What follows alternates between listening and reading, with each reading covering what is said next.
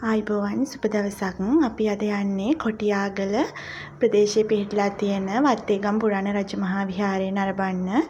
ඉතින් අපි යමු මේ පුණ්‍ය භූමිය ඇතුළට ගිහිල්ලා බලමු මේ පන්සලේ තියෙන පෞරාණිකත්වය. ඉතින් ඉතාමත් පෞරාණික බවින් යුක්ත පුණ්‍ය භූමියක් තමයි මේ වත්තේගම පුරාණ රජමහා විහාරය කියලා කියන්නේ.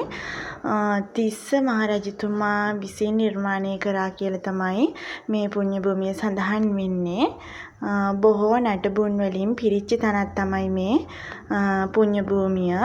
මේ බලන්න මෙන්න මේ තියෙන නටබුන් ඉතාමත් ඈත අතීතයේදී නිර්මාණය වුණු දේවල් කියලා තමයි කියන්නේ. පාටිකාව සඳකඩ පහනට හැරිච්ච මුල්ම අවස්ථාවක් තමයි ඒ ඔබට දකින්නට ලැබුණේ. ඉතින් අපි යමු ඉදිරියට ගිහිල්ලා බලමු තවත් මොනවද අපිට බලන්න තියෙන්නේ කියලා. ඉතින් දුටුගැමුණු රජතුමා සහ තිස්ස රජතුමා එක් වෙලා දීඝවාපි දිගාමඩුළු ඇතිමලේ කියන ප්‍රදේශ දක්වා අස්වැද්දුව ගම් වලට අයිති වෙන ගමක් තමයි මේ ඇතිමලේ ප්‍රදේශය. නැත්නම් කොටියාගල ප්‍රදේශය කියලා කියන්නේ. ඉතින් මේ ප්‍රදේශයේ ඉතාමත්ම පෞරාණික ස්ථානයක් තමයි මේ ඇතින් පේන්නේ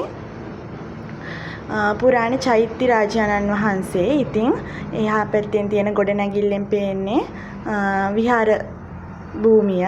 ඉතින් අපි යමු ඉස්සරහට ගිහිල්ලා බලමු තවත් මේ විහාරස්ථානයේ තියෙන පෞරාණික ස්ථාන මොනවද කියලා. ඉතින් මේ විදිහට මේ වෙල්ලස්සේ පිහිටලා තියෙන තවත් එක් සුවිශේෂී ස්ථානයක් විදිහට මේ පුණ්‍ය භූමිය පෙන්වලා දෙන්න පුළුවන්. විහාරස්ථානයේ ඇතුලේ විහාරයේ ඇතුලේ තියෙන චිත්‍ර දැක බලා ගැනීමේ අපහසුාවක් තියෙනවා.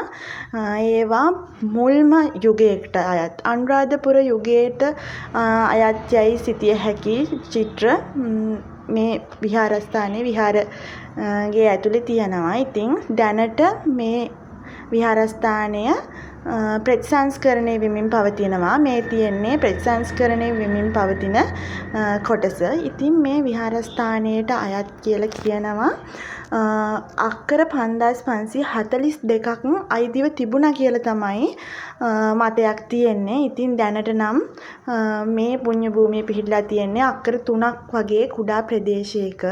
ඉතින් මේ අලුතෙන් සම්පූර්ණ ප්‍රතිසංස්කරණය වෙමින් තමයි පවතින්නේ. මේ තියෙන්නේ පුරාණ චෛත්‍ය රාජානන් වහන්සේ. මේ චෛත්‍ය රාජානන් වහන්සේ වටා චත්‍රගල් ඒ වගේම චත්‍රගල් වගේම මල් ආසන වජ්‍රාසන වගේ දේවල් දෙක බලා ගන්න පුළුවන් මේ තියෙන සමීප රූප චත්‍රගල් වල. ඉතින් විශාල චෛත්‍ය රාජානන් වහන්සේ කෙනෙක් තමයි දැන් මේ වන විට මේ ගරා වැටීමින් පවතින්නේ. ඉතින් මේ අපේ දේවල් අපේ පෞරාණිකත්වය අපේ වෙල්ලස්සේ මිනිසුන්ගේ තිබුණු ශක්තිය තමයි මේ විදිහට මේ පොළොවට පස්සුමින් පවතින්නේ. ඉතින් මේ දේවල් රැක ගන්න ඉදිරි අනාගතයට ඉතුරු කරන්න අපි හැමෝම බැඳිලා ඉන්න ඕන. ඉතින් අපි යන් ඉස්සරහට මේ දැන් පේන්න තියෙන්නේ අලුතෙන් නිර්මාණය වෙන කොටස. ඉතින් මේ ප්‍රදේශයේ මේ තියෙන පුණ්‍ය භූමිය ඉතාමත් වටිනා කියන තැනක්. අපේ රජවරුන් හෙළපු දහඩිය මහන්සිය ලේ කඳුළු මේ භූමියේ තියෙනවා. ඉතින් අපි ඉදිරි අනාගතයට මේ දේවල් ආරක්ෂා කරගන්න ඕනේ. අපේ ඉතිහාසය අපේ පෞරාණිකත්වය වගේම වෙල්ලස්සේ අභිමානය මේ සෑම වැලි කැටයක් පාසාම තියෙනවා කියලා අපි හැමෝම දැනගන්න ඕන දෙයක්.